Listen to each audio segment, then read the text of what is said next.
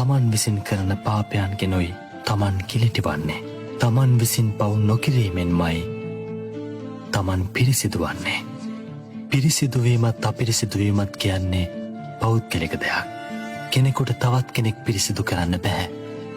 සියලු සංස්කාරයන් සංකතයි. හට ගැනීම නැතිවීම වෙනස්වෙමින් පැවතීම යන ලක්ෂණ 3කින් යුක්තයි.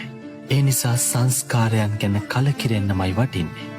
චතුරාර්ය සත්‍ය අවබෝධ නොකළ නිසා ඉපදෙමින් මැරෙමින් සංසාරයේ යන මේ සියලු සත්වයෝ දුකින් දුකටම පත්වෙනවා.